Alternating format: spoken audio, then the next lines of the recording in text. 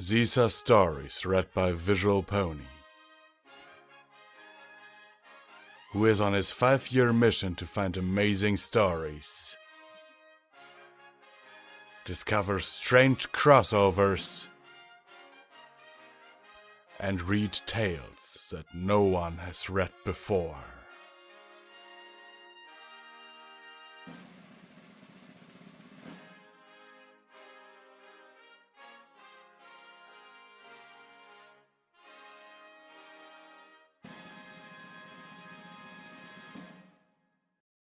Project Sunflower, Chapter 31, Harmony.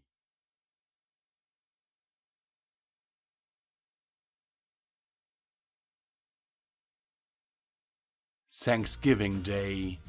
Welcome! Lynn said as she met the Pegasus at the door. Oh, you brought something. Thank you. You didn't have to do that. Oh, was I not supposed to? Fluttershy asked meekly as Lynn took the casserole dish off the Pegasus's back. I'm sorry. Oh no, of course not, dear. Lynn said, smiling awkwardly. I just wanted to say that I really appreciate that you did. I look forward to trying your cooking. Erin stifled a chuckle as her mother's Minnesota-style manners clashed with Fluttershy's inherent meekness. The timid Pegasus was ushered into the large room, which had been repurposed from its typical role of presentations or large meetings. Erin's mother had co-opted the room in order to provide for the first interdimensional Thanksgiving dinner ever. Lynn had gone all out with decorating and had also cooked a wide variety of foods. Maggie, who was rapidly becoming a good friend of hers, had eagerly helped. The room had been decorated with false themes and the tables had been pushed together to form a large rectangle. Both chairs for the humans as well as padded benches for the ponies had been provided. Reds, browns and golds dominated the color scheme, with gold-trimmed white tablecloths and red ceramic dishware that Lynn had picked up in town. Each table had a large centerpiece that Lynn had made herself, wandering in the woods outside the compound to gather the oak and maple leaves in a stunning variety of reds, orange and yellows, as well as the pine cones needed for each display. The occasional bundle of store-bought calico corn on the tables or walls simply added to the atmosphere. Lynn's preparations hadn't stopped there. She had even gone so far as to talk to some of the pony chefs in Canterlot regarding what types of foods ponies liked, taking detailed notes on their preparation and deciding which would probably work with the human palate as well. She then tried her best to make those dishes using as many ingredients from Equestria as she could get through the gateway. The result was a surprisingly wide selection of vegetarian dishes, including pastas, breads, soups, salads, and vegetables, cooked in a variety of interesting ways. One laden table contained a huge array of desserts, which no doubt Pinky would end up devastating those at some point during the night. What wasn't there was any kind of meat item, as Lynn had been extremely scrupulous about checking the ingredients on everything she'd made to make sure everything was completely vegetarian. Erin had her doubts on how well that would go over with her brothers.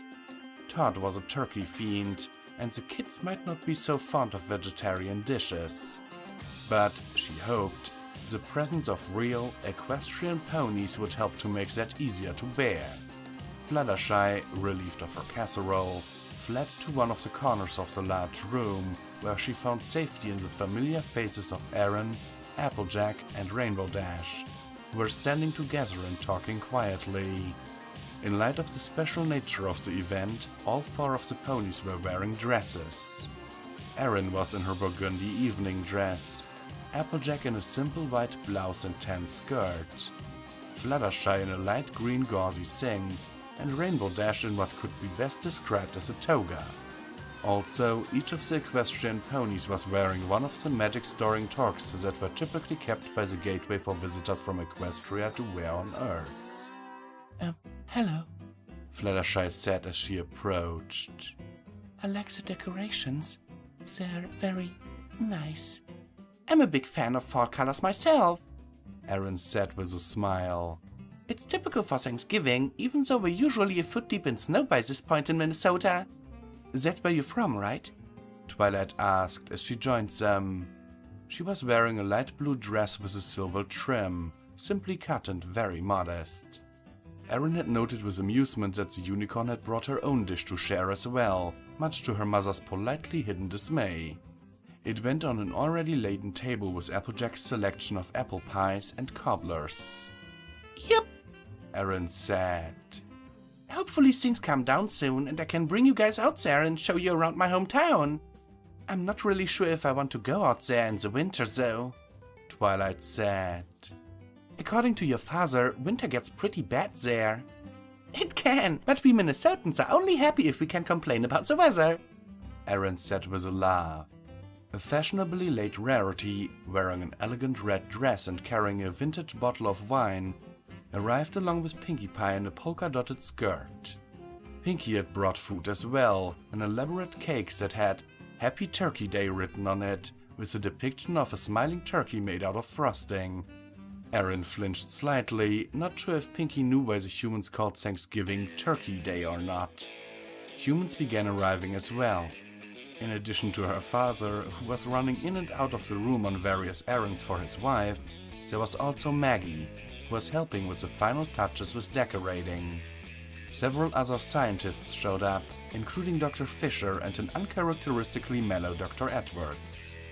"Call me Tom," Dr. Edwards told everyone while sporting a broad smile, and Erin nearly fainted in shock.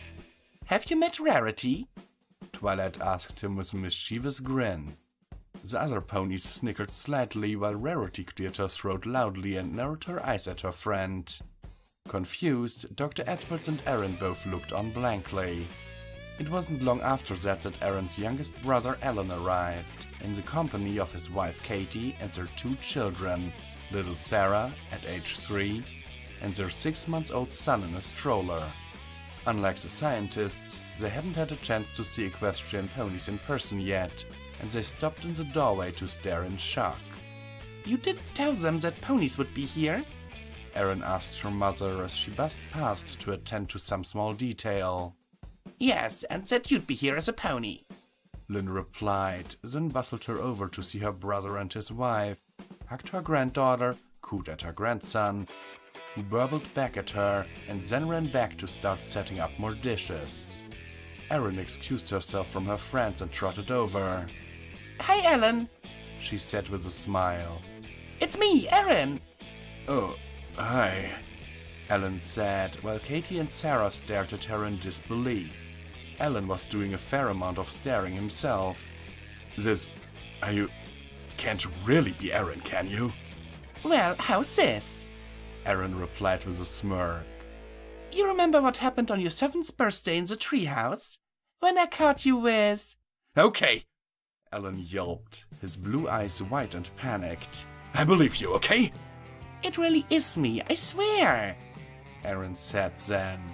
"Hi, sweetie," to her niece, who snatched her hand away from Erin's mane as if she was going to get into trouble. "Don't touch the pony, Sarah," Katie scolded. "It's okay if she asks first," Erin said, smiling, and Katie looked relieved. "We don't want to offend anyone," her sister-in-law said. "Don't worry about it," Erin said with a laugh. "They're just as interested in meeting you as you are in meeting them. Ellen, will you quit that?" she asked, finally fed up with her brother poking at her ear. Her brother snatched his hand away in a move that was comically similar to his daughter's. "Sorry, it's just hard to get used to, you know."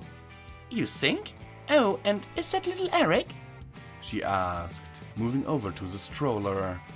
"Oh, he's gotten so big. Hi, little guy, I'm your Auntie Erin." The baby stared back at her with wide, amazed eyes and reached out towards her. Erin, having had experience with her nieces, wisely stepped back. That left a space in front of the baby, which was quickly filled by some pony else. "Oh my goodness, is that a human baby?" Fluttershy asked, eagerly barging in front of Erin, who blinked in surprise at the uncharacteristically bold display from the Pegasus. "Oh, he's so cute. May I see him?" Katie, with a dazed and disbelieving look on her face, gave her permission, and Fluttershy moved in to get a closer look. The Pegasus leaned towards the baby, smiling gently and cooing with delight. Fluttershy? Erin said. You may want to watch out for... Ouch! His grabby little hands. Erin finished far too late. Oh, I'm so sorry. Let me help you. Katie said in a near panic. Fluttershy showed amazing levels of calm, for her, as the woman knelt down to try and disengage the baby's tightly clenched fists from her pink mane. Oh, it's quite... Ouch! All right. Don't want to be... Bother. Fluttershy said, wincing. The two of them began apologizing profusely to each other while Eric did his best to detach Fluttershy's mane from her scalp, utilizing the amazing grip that infants were occasionally known for. Finally, Fluttershy was able to escape with the majority of her mane intact, and Erin had managed to hold on to several strands of long, pink hair, so everyone was happy. So how's Equestria? Ellen asked finally, once the baby mane drama was over and Fluttershy had retreated back to a safe distance, checking her mane for bald spots. It's nice, Erin said with a smile. I think you'd like it there. They chatted for a while longer, just catching up, until Todd and his wife Jenny showed up with their two daughters in tow. It was nearly a repeat of a few minutes ago, with the two adult humans staring in awe at Erin, while the two little girls, Becky and Emmy, stared at every pony in sight in wonderment. Is that really? Todd started saying, only for Ellen to cut him off. It really is her, man. Don't ask her to prove it. She remembers everything, remember? Only the really embarrassing stuff, Erin said with a laugh, then turned to her nieces. Becky, Emmy, hi. Did your mommy and daddy tell you who I am? Your Auntie Evan? The 4-year-old Becky asked doubtfully. I am, Erin replied. I got changed so I could go meet the ponies. Do you like the ponies? Becky nodded gravely, and her little sister mimicked the action. Do you want to touch my mane? You can if you want to, Erin offered. Fluttershy, standing nearby, squeaked in panic and took a step back, but Becky only patted her aunt gently on the side of her head. Emmy wasn't quite as restrained, slapping her excitedly on the leg. No hitting, sweetie, Erin admonished. They all chatted for a bit longer, and then Erin took her brothers and their wives around to meet her friends, as well as the scientists who showed up for the feast. Much to Erin's surprise, Shining Armor also showed up, with his wife Cadence, very obviously pregnant and the third Alicorn that Erin had ever seen. The fourth, if she counted Malachite. She wondered how many Alicorns there were in Equestria, and made a mental note to ask Twilight later. Cadence didn't have the same bearing or ethereal mane as Luna and Celestia, but she was introduced as a princess. That had many of the humans bowing awkwardly, until Cadence managed to convince them that it wasn't necessary. Erin wandered around, joining and leaving groups almost randomly, chatting for a while and moving on, just trying to help the ponies and humans mingle. All the while, she was glad to have so many of her friends and family around. Though things started out awkwardly, the ponies and humans finally started to mingle without Erin's direct involvement. Soon enough, Lynn deemed the food ready and everyone seated themselves. Several wines were opened, including rarities equestrian vintage, as well as fruit juices and the like for the children and those who didn't want to drink. John stood up to give a short Thanksgiving speech. Today marks the first Thanksgiving with our new equestrian friends, he said, slightly nervously. A year ago, it felt like I had very little to be thankful for. But today, the world seems full of blessings. Our world is safe again. We have this amazing new technology that lets us travel to other worlds and, most important of all, we have our new pony friends who saved our world. He held up his glass and the ponies and humans around the room did the same. I offer a toast to family, to friendship, to the bonds that keep us close and the harmony that encompasses us all. We are, all of us, truly blessed. He drank, and the others around the table did as well. Except for the children, who were already sneaking bits of food off of their plates while the adults were occupied. Everyone started eating after that, passing around the dishes and generally complimenting Lynn or the ponies who'd brought dishes. Erin tried Fluttershy's dish and found it delicious. A creamy potato casserole loaded with vegetables. Around the table, various conversations started up, and Erin found herself overhearing some of them. Of course, even though the tide is gone, the people who lived where it grew can't move back. It's barren rock, Ellen was telling Cadence and Shining Armor. We're finding homes for them all over the earth, but I have a feeling a lot of them will be settling in Zanabra once we get it ready for colonization. We can probably help with that, Cadence said. Some teams of Earth ponies might be able to help break up that rock and make the area livable again. Well, apparently we first need to extract any bits of the tide that are still left alive in it, Ellen said with a nervous chuckle. The news that there were pockets of the tide left alive had caused me a panic worldwide, before the word also circulated that it was completely inert, without the tide's signal. In another part of the table, Todd and Jenny were talking to Pinky about their daughter's upcoming 5th birthday, and the party pony was already planning a huge blowout. You'll have to come to Sugar Cube Corner, of course, she said, practically vibrating in place with the sheer joy of planning a party for a human child. There will be cake and ice cream and streamers and games. What do humans play? You don't have tails, so it doesn't make sense to play pin the tail on the human. We play pin the tail on the donkey, actually, Jenny said, eyes slightly glazed over as a hyperactive pony planned out an extravagant party for her daughter. Really? Wow! Well, I guess we could play pin the tail on the pony and just say it's a donkey. As was traditional, everyone ate until their bellies were stuffed full, and much lounging around and talking happened after that. Even Pinkie Pie was barely picking at the 3 slices of pie she had on a plate in front of her. The seating arrangements shuffled around as ponies and humans got up to wander around, this time mingling without any help from Erin. So, kiddo, John asked, I suppose you're turning back after this? Back into a human? Yep, so not right away, Erin said, smothering an unladylike burp behind her hoof. What do you mean? Her father asked, and Erin considered what to say to him. Well, I can't really say. I promised to keep it a secret, she said. It's just a favor for the princesses.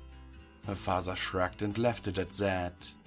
While the children played games that seemed to involve mostly running around and screaming until their parents shushed them, the adults all talked about various subjects, including the future of relations between Earth and Equestria, as well as the potential benefits to combining magic and technology.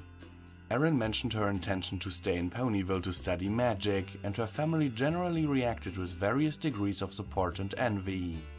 At one point, little Becky came forward with 2 younger girls and informed her aunt the babies wanted to know if we can have pony rides, and I said I'd go first to make sure it's safe.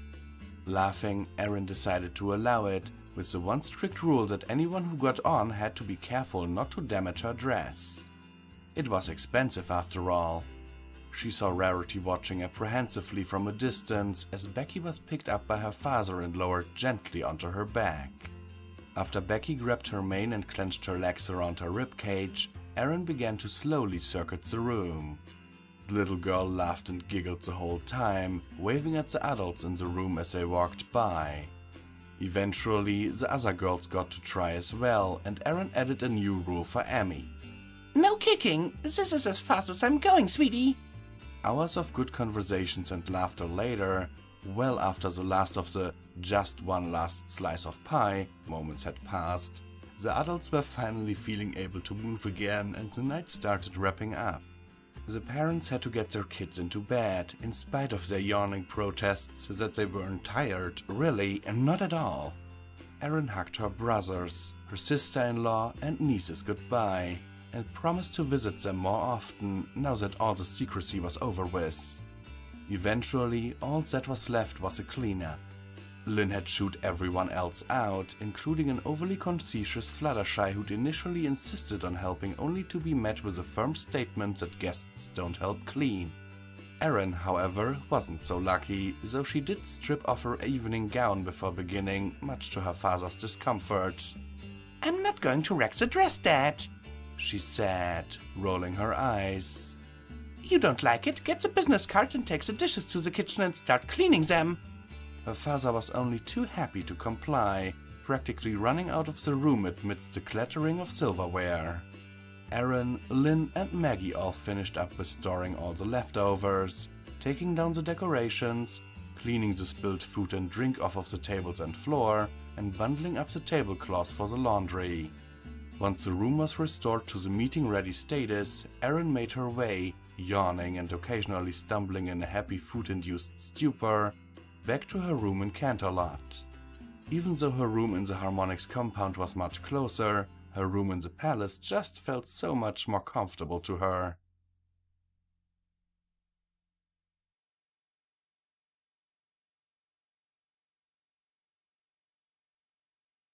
The ascent labs were finally open and ready for her, and Erin had cleared out her room in the palace and returned to Colorado. She was having one last lunch with her friends in Canterlot, as today was the day that her friends would return home, picking up where they'd left off with their lives. Today was the day that Erin was going back into Ascent to start the process of becoming human again. Pinkie wasn't happy.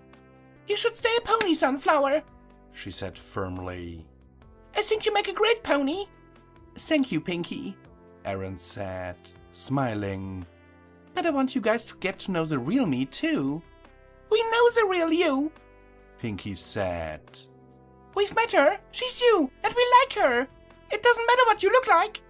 "Well, if it doesn't matter what I look like, then why does it matter if I'm a human or a pony?" Erin said with a brief laugh. Good point. Hey, you gonna finish that cupcake?" "Yes." The others laughed as Erin made an absurd display of protecting her cupcake, hunching over it with her forelegs on either side and a mock scowl on her face. "My cupcake." "Aww." "Get your own cupcake, Pinkie." "Oh, good idea." Pinkie summoned the waiter while the others shared a laugh.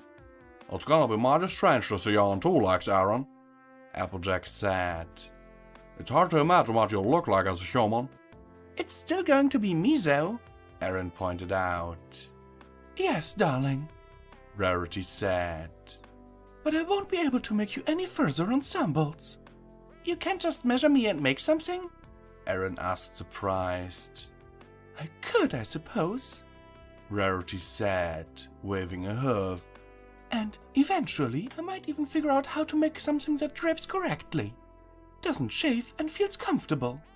I design works for ponies, my dear. Hominids are quite different."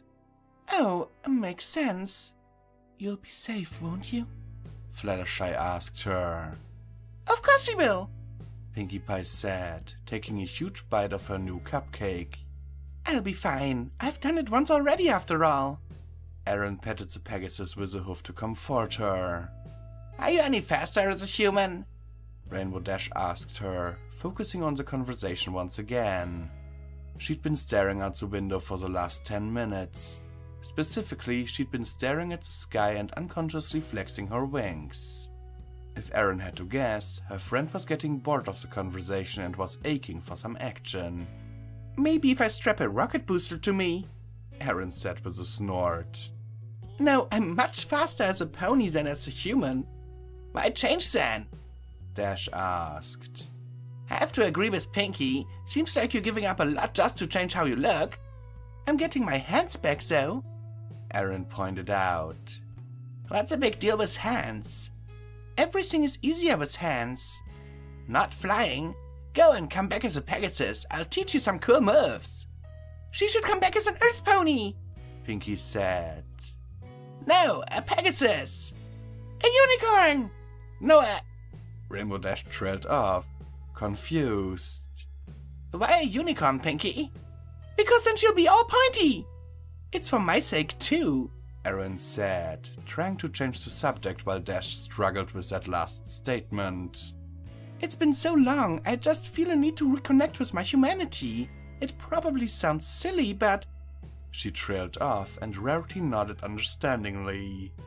It can be quite difficult to remember your roots if you're cut off from them completely, she said, and Erin flashed her a grateful smile. Anyway, I have to go home for a while after I change. My parents have offered to open up their homes to some refugees, and the family moving in have 2 little girls who will be staying in my old room. I have to go clear it out.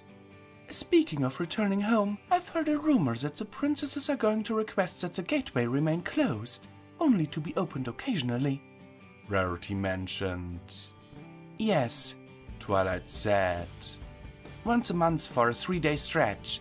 They're worried about damaging the Veil of Equestria permanently if the gate keeps going for too long. So it may be over a month before we see you again? Pinkie asked sadly. Yes, Pinkie, Erin said somberly. But look at it this way. That just gives you more time to plan my welcome back party. Pinkie just stared at her for a moment. You know, why does everyone just assume that elves throw a party for them? Isn't that kind of rude? Erin blushed, not sure what to say. Maybe it's because I love throwing parties, she said thoughtfully, then grinned. You know, I bet that's it. Erin realized that her friend was winding her up when her friend winked at her. She let out a relieved sigh and then said formally, Pinkie, when I return to Ponyville, I would greatly appreciate having a welcome party. And as you throw the best parties of all time, I was hoping that you would be the one to throw that party for me. Would you be so kind as to do me that honor? My dear Sunflower, Pinkie replied, just as seriously, while holding Erin's hoof in hers.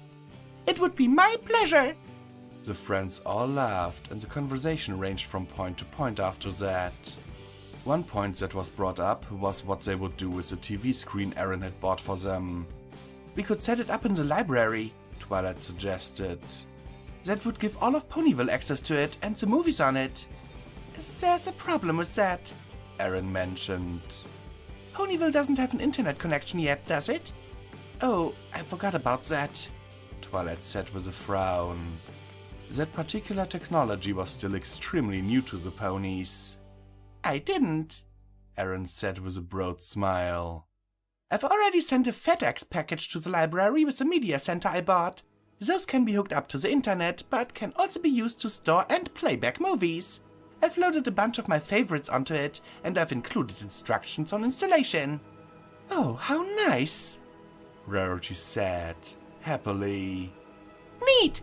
I say we make one night a week a designated movie night and get together to watch at least one of them, Pinkie said. Works for me, Rainbow replied. I've been wanting to watch some more of those action ones.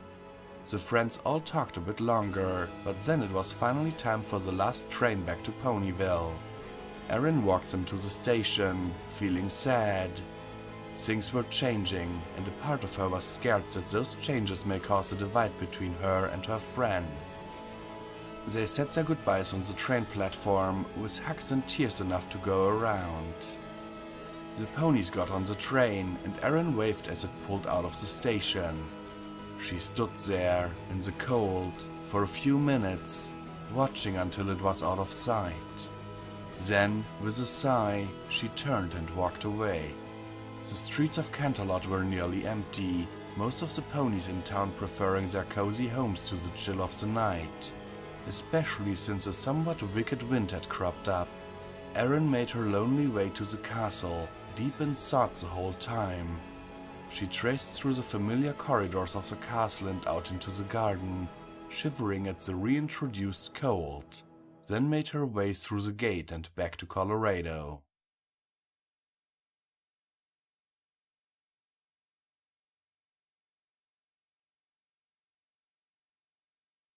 "3 weeks after the tide. It was the single most expensively decorated nursery in the entirety of Equestria, with an antique carved oak crib, magnificent tapestries and paintings depicting, for the most part, bunnies and other woodland creatures playing in the grass, and toys made so long ago that an archaeologist would sit up and take notes. Many of them had teeth marks and drool stains on them by this point. Celestia smiled indulgently at the colt as he stumbled and fell backwards. She had expected him to start crying. Instead, he giggled and started getting back up onto his hooves. Do you really think this is a good idea? Luna asked, and Celestia's smile faded. Yes, I do, she replied sadly. What else could I do? He had the intellect of an infant. It made sense that this body should match. The little colt shook his black mane out of his eyes and smiled up at her, flexing his wings briefly as he tried to walk towards her. Her smile returned, though touched with melancholy. And perhaps this way he could have the childhood he had missed out on, growing up, Celestia continued. He had a terrible childhood. Did I ever mention that?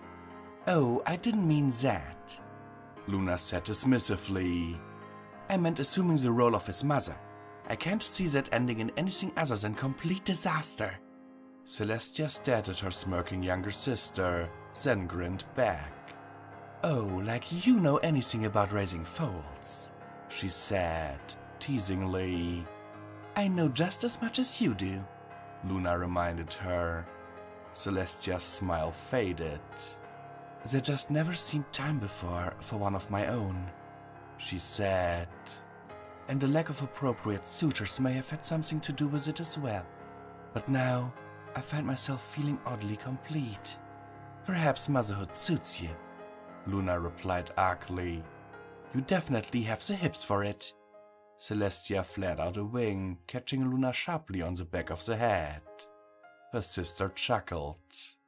I apologize, sister, the Night Princess said. You have the figure of a mare half your age.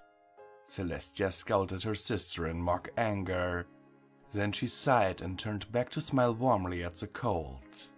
I appreciate the attempt at distraction, Celestia said, sincerely. Luna nodded somberly. She watched the Alicorn colt playing for a while longer, then said softly, I know it's not really him. Not really. Everything he'd learned, everything he became, is gone. His mind was destroyed, and I wasn't sure that even the two of us together could repair it well enough to make a functioning whole.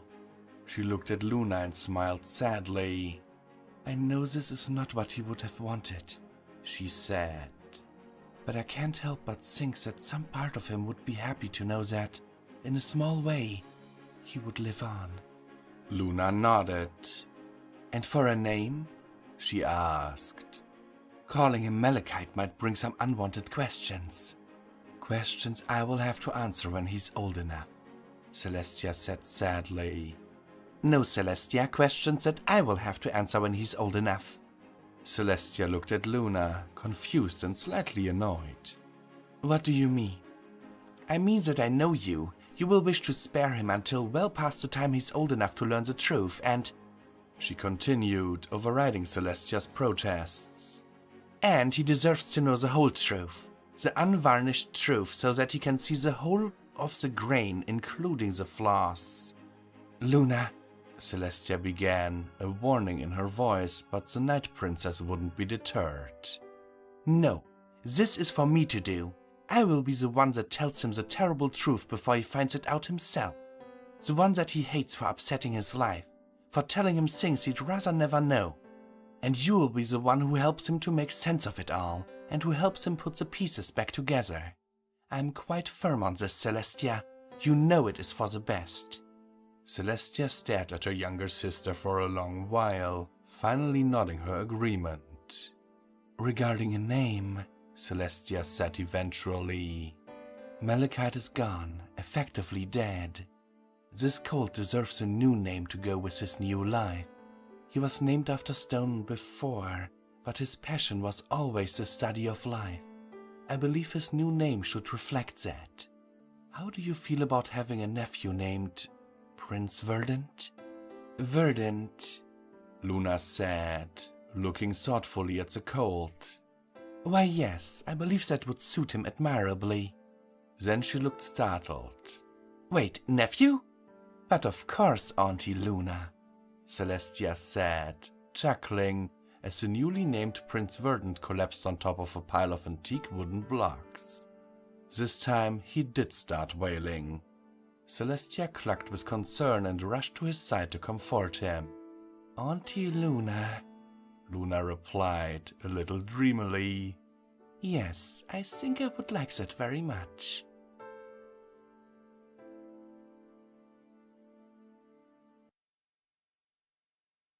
Three months after the tide. The second emitter lab built back up when the portal to Equestria was open constantly, was small and cramped compared to the main lab, and had an unpleasant smell slightly reminiscent of a locker room. Maggie despised coming here, but whenever there was a possible hit from the scanning team, it was her job to check them out. She preferred not to leave that task in anyone else's hands. "Are we opening it soon?" A voice piped up from about the height of Maggie's elbow. She smiled warmly down at the mint green unicorn who'd moved into the harmonics lab and became the official mascot. "We sure are," Maggie confirmed. "I'm actually kind of surprised that you're still so excited to see these, Lyra." "Are you kidding?" Lyra asked, wide-eyed. "You're opening doors to whole new worlds?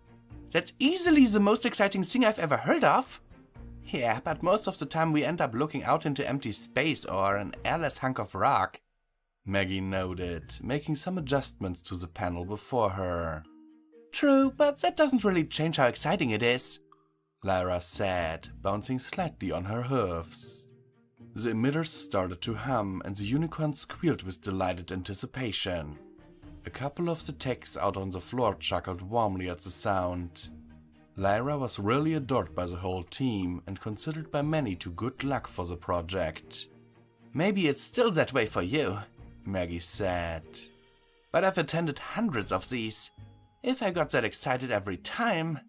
The window blipped into existence and Maggie stopped, looking towards it. Maggie?" Lyra said after a while. "Isn't that plant life?" Maggie just stared at the window. For the first time since Equestria, she saw another world that was obviously capable of supporting life. Even though the window wasn't completely open, all tests were conducted behind an airtight sterilized plexiglass and steel chamber, designed to prevent any Earth contaminants entering new worlds and vice versa. And clearly visible through the clear chamber walls was a very normal-looking tree standing on a hill, surrounded by a meadow full of strange purple flowers. The technicians on the floor had started babbling excitedly at the new discovery. Maggie snapped herself out of her stupor and began issuing orders. "Increase emitter output and open a full gateway!" she barked, and the hum of the emitters increased. The image shimmered, changing from a mere visual into an actual opening into the foreign world. "Launch the drones, get the base set up! Now, go, go, go! Before the gateway closes out!" Several dozen drones stationed in the room on standby zipped off onto the new world. A robot on threads detached itself from the wall and trundled its way through the newly formed gate. The fusion-powered robot, a new addition since they'd found Equestria, would act as a base station, collecting the data from the drones and greatly extending their range as it moved itself through the land. In addition, several powerful vacuum pumps started up, pumping the air from the foreign environment into sterile tanks for analysis. Dust, spores, and pollen could be analyzed, along with the chemical makeup of the air itself. "You're launching drones?" Lyra asked. Maggie, still transfixed on the side before her, just nodded. "Well, try not to wake up any ancient evil creatures this time, okay?" Maggie chuckled, though her attention was primarily focused on the screen in front of her. "Atmosphere looks good," one of the techs said excitedly.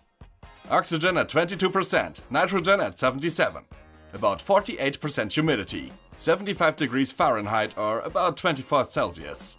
Seems like a nice day." "Gravity is about the same as ours," another tech said. "Give or take 100%. Maggie felt like bounding around the room in pure joy. "Any signs of civilization yet?" she asked.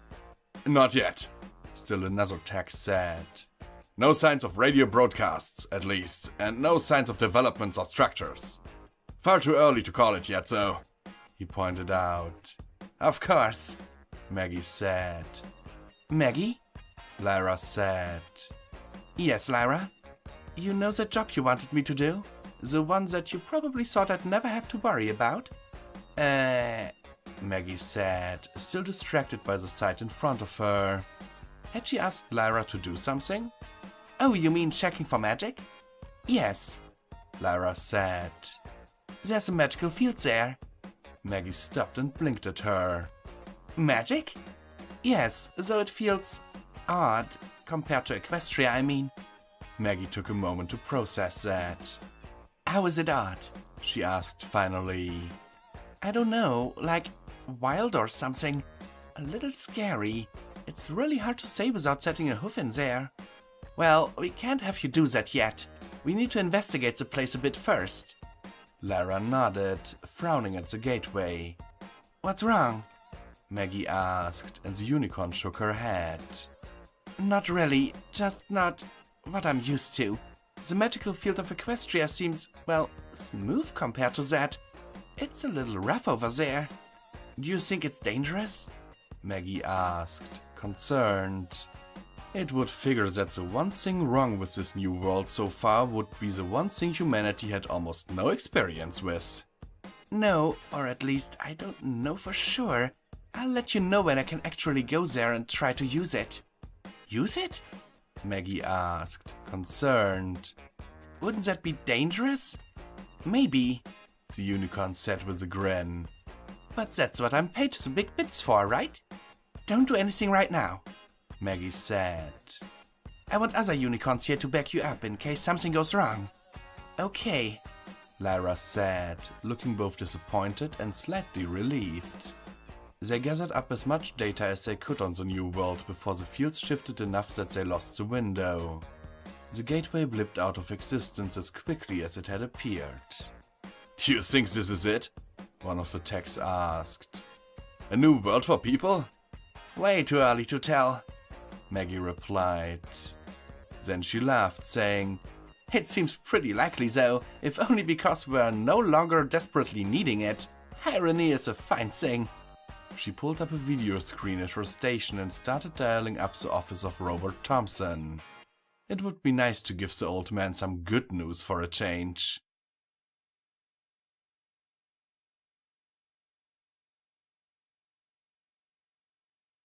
"4 months after the tide. Erin stepped off of the train from Canterlot, feeling once again awkward and uncertain around the ponies of Ponyville.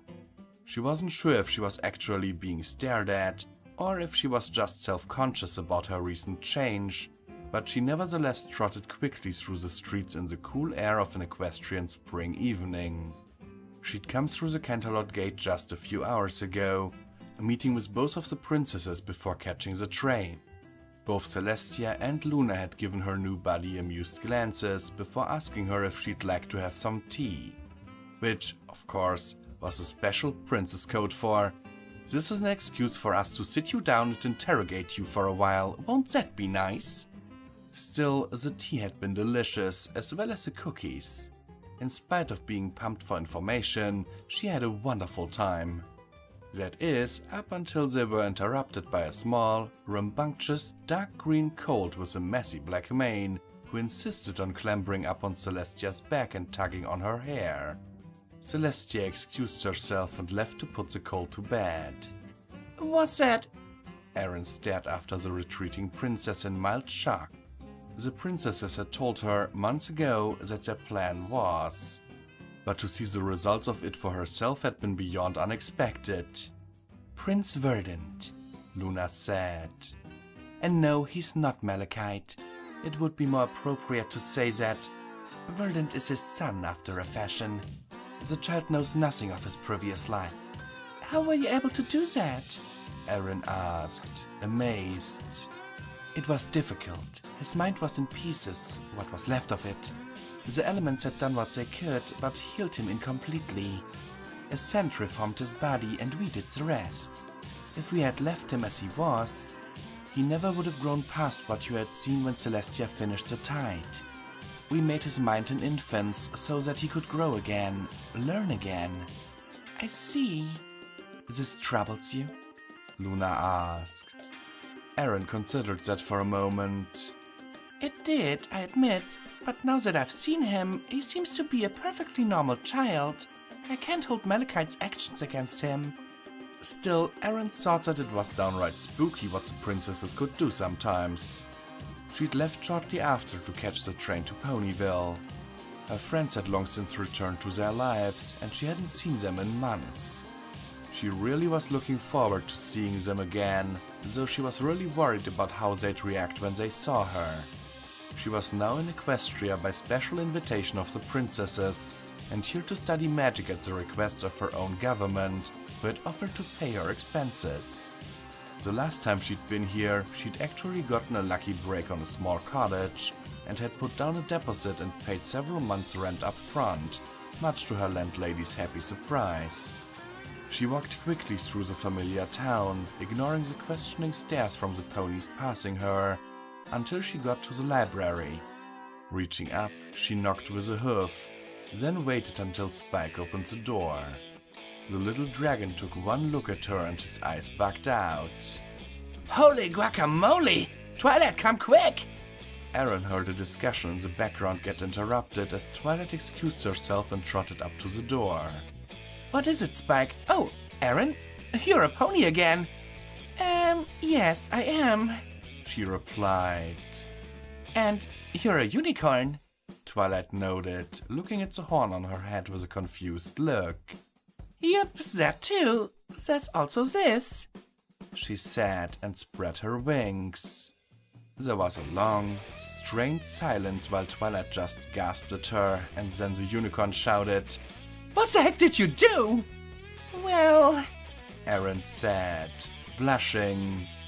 I decided you were right. It's silly to keep going back to Ascent every few months to change into a different type of pony. Twilight was still gawping at her, and Erin started feeling really uncomfortable. And Malachite was a long time ago, so I feel less weird about it now, Erin continued, but Twilight was still just staring. As the silence dragged on, she started to fidget, scraping at the floor with a hoof. Are you okay, Twilight? I'm not sure, she replied, shaking her head. I wasn't expecting this. Why didn't you say anything last month? I hadn't made up my mind then, Erin replied. Plus, I was having too much fun being stared at by every pony within blocks, she added dryly. Erin's previous visit to Ponyville, when the gateway to Earth was last opened, had been as a human. News of the humans had spread pretty far, and they weren't an uncommon sight in Canterlot. But Ponyville was far enough off the beaten path that they still hadn't seen many at that time, outside of the occasional documentary crew. Her existence had been the cause of a lot of stares and whispers, though no one seemed to connect the visiting human with the mare named Sunflower at that time. I'm completely speechless, Twilight said, still staring at her. Then she grinned. You know, a pony with wings and a horn is usually a princess, right? Oh, well, that would explain why every pony on the train was staring at me like that, and why Celestia and Luna looked like they were trying not to laugh. Are ponies going to get upset by this? Well, probably not. It's just, wow, even though it was my suggestion, I can't believe you actually did this. Twilight started laughing, and Erin felt embarrassed. It's too much, isn't it? She asked, blushing. I should probably go back and just have them make me a unicorn or something. No, Twilight said, forcing her face straight. No, it's totally fine. Princess Sunflower. Erin frowned at the unicorn in front of her, and Twilight's lips started quivering. Then she lost it, laughing so hard she collapsed to the ground. I never should have let you talk me into this, Erin grumbled. Twilight eventually calmed down enough to invite her in, and Erin hesitantly went into the library to find the rest of her friends waiting for her. This dinner had been planned weeks ago, the last time Erin had been in Ponyville. She told her friends then that she was planning on moving here to continue her studies into the nature of magic. That's when Pinkie had decided to plan a party, but Erin had quickly vetoed her. She told them that she'd much rather just have a quiet dinner with friends, so they could catch up on each other's lives. And then they could have a party the next day to celebrate her first full day as an official citizen of Ponyville. Pinkie had wholeheartedly agreed to that, happy as could be, as long as she got to throw a party at some time. Erin had been looking forward to it, but now she was concerned that she'd just be a laughingstock. After Twilight's reaction, her friend's laughter and teasing wasn't unexpected. To her surprise though, as soon as the laughter died down, Rainbow Dash immediately offered to teach her how to use her new wings. Erin had eagerly accepted, as flying was one of the things she was most excited to learn.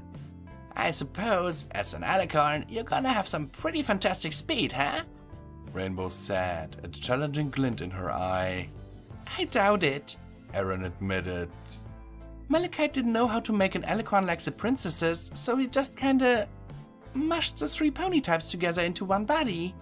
Herman and the Ascent team had tried to modify Malachite's design, but, well, he was a genius when it came to pony biology, and it's not nearly as well known to human scientists.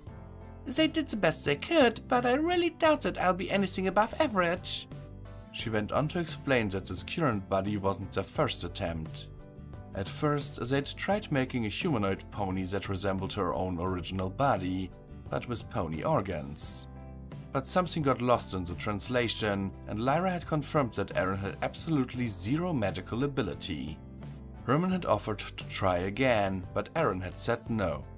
She'd been eager to get started, and told them that someone else could be the pony-human hybrid test subject. As soon as she'd woken up in her pseudo-alicorn form, she hadn't needed Lyra's confirmation of magical ability. She'd been able to sense the unicorn's magic-storing torque as soon as she'd walked into Erin's room. She was glad that she'd insisted on having the normal-sized pony stature though, rather than being enormous like Celestia and Luna. She'd felt, apparently correctly, that she'd have a hard enough time fitting in without also towering over every pony else. The friends chatted for a short while, catching up on the business of the town. Erin was pleased to find out that Meadowlark and Starburst had gotten married, finally, and were currently on their honeymoon, with Marigold staying with her grandparents. It still hurt that Meadowlark hadn't wanted to renew their friendship, but she couldn't exactly blame the mare. Then the topic turned to how things were going on Earth. It's exciting times, and not always in a good way, Erin admitted. Lots of people are really upset about Ascent. Why's that? Twilight asked, honestly puzzled. I'd think having the ability to cure any disease or illness would be universally approved of. Near universally, yes. There are a few people who think it's unclean or against the will of God or some such thing.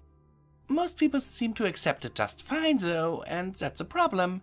There's no way that there are enough Ascent offices open right now to meet the demand for everyone who wants it.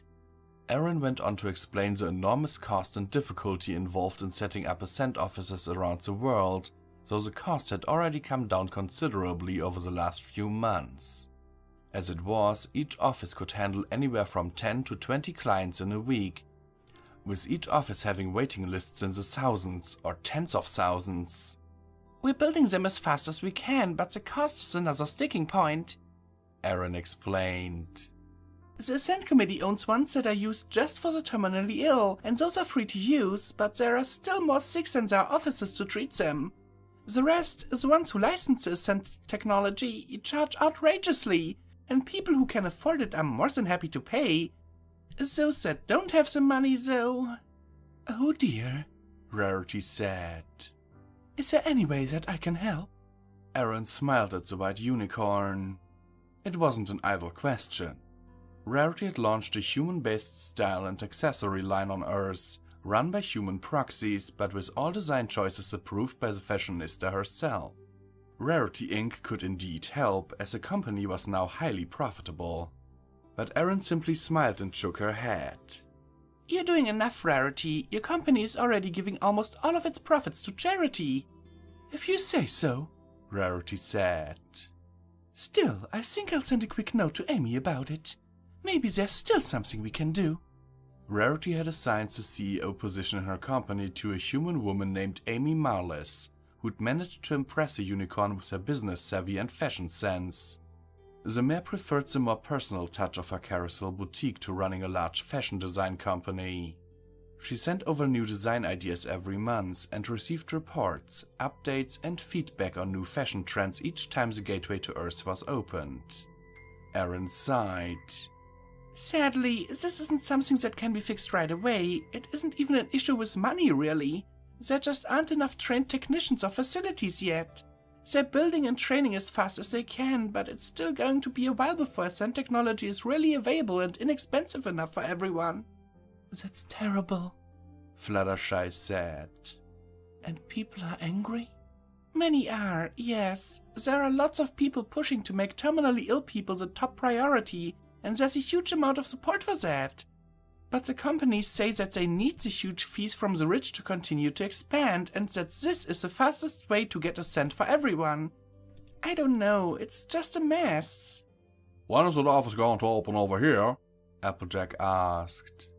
There are lots of ponies that could use it, including my grana. Well, they have a group of pony technicians in training, and they're planning on opening the first office in Manhattan by the end of the year, Erin said. Wait! Pinky said. If it's so super hard to get into an Ascent Lab, then how did you get your new pony buddy? Erin sighed. This was actually something she felt horribly guilty about, even though it wasn't her doing at all. The original lab, the one in the Harmonics facility, is for official use only. Because of that, it's almost never used. When I think about how many lives could be saved every month with just that one, even though it's older and slower than the new ones, it turns my stomach a little.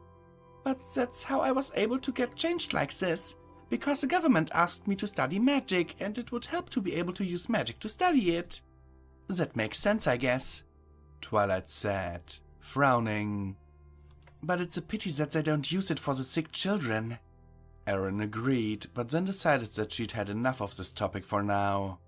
It was something that had been twisting her up for a while now, and she wanted to enjoy this first evening back with her friends. That reminds me, she said, in a bid to change the subject. One of the major concerns about Ascent is what we're going to do with the resulting population boom. If nobody ever has to die of illness or old age, well, there's 7 billion of us already, and we've lost a lot of farmland to the tide. That sounds like an ugly problem, Applejack said. Maybe we could send some Earth ponies over to help your farming. Well, that would be nice, but hopefully unnecessary.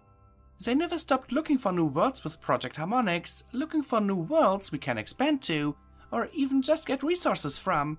And believe it or not, we've already found one. Ah, really? Rainbow Dash said. That's awesome! Yeah, and what's more, Lyra says that it has some sort of magic field of its own, just a little different from Equestria. Wah! Pinky said, bouncing on her hoofs. What are the people like there? Are they nice? We don't think it's inhabited, at least not by intelligent life. We haven't seen any signs of habitation or anything so far. What are you planning on doing with it? Twilight asked. Humans, I mean, not you personally. Well, the plan is to make absolutely sure that there are no intelligent life forms, and then it will be open for colonization by both ponies and humans. The others seemed surprised by that, and Erin reminded them, It's in the agreement, remember? We signed an agreement that ponies would get access to both Ascent technology and any habitable worlds we find. It's a nice place so far, from what I've heard. Very much like Earth and Equestria, having similar plants and animals with a few differences. The official name of that world is Harmony. Maggie and Lyra picked it together. You're not planning on going exploring on another new world, are you, Erin? Twilight asked her, smiling. No, Erin replied, laughing. I've had enough of that for now. Some pony else can go face their great unknown. I'm perfectly happy spending the next few years of my life here, studying magic. Won't you miss your family? Fluttershy asked. Well, yeah, of course. But I can visit them once a month, or even more often if Celestia and Luna decide it's okay to open the gateway more frequently.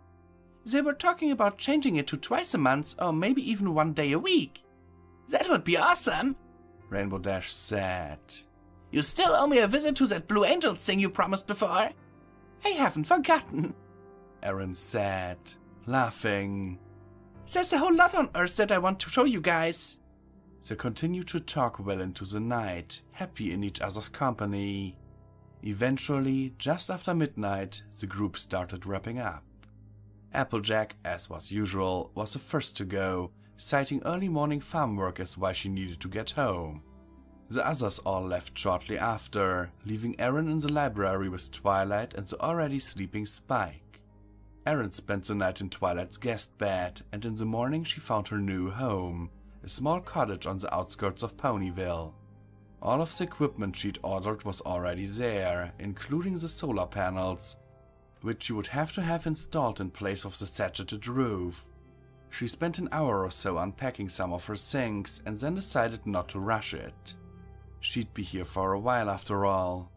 Instead, she went outside, just standing in her new backyard with her eyes closed, breathing the clean air and enjoying the serene near quiet of a Ponyville morning. Oh, hey there, a voice said, and Erin opened her eyes to see a familiar grey Pegasus just exiting the house next to hers. You must be the new neighbor. Nice to meet you. Oh, hi, yes I am. Say, don't you work for the Royal Mail Service? Yup, and you work for FedEx, right? Or at least you used to. Are you going to work for them again, now that you're back? I don't know, Erin said.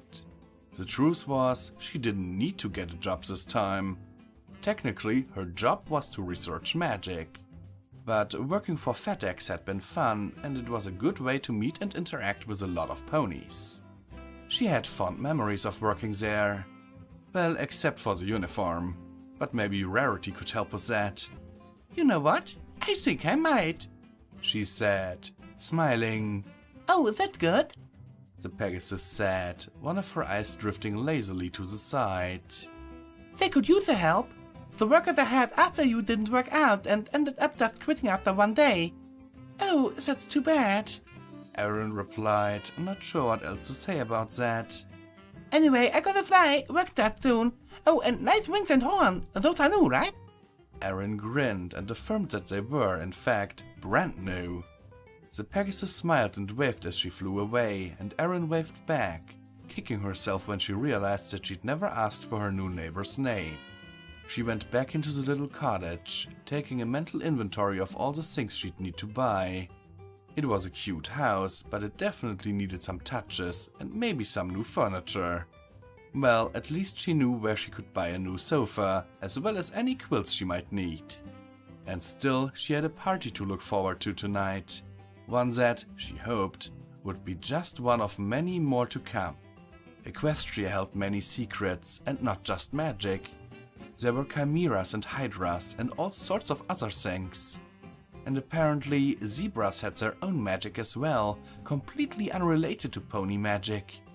As Erin began clearing her cottage, she reflected that there were few fates more pleasant than having a lot to keep her occupied, but with no rush to get it done, and the prospect of good times spent with good friends to help pass the time. And so, she began her first full day as an official citizen of Ponyville, pleased with her place in the world. A place that included a most fascinating field of study, the magic of friendship.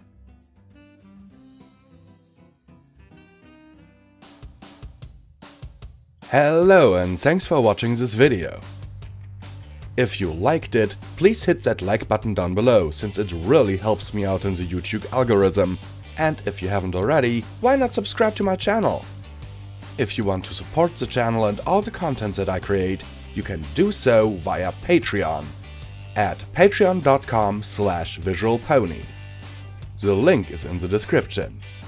If you want more of my content, why not visit my website where I have everything organized into neat little categories. The address is visualpony.de.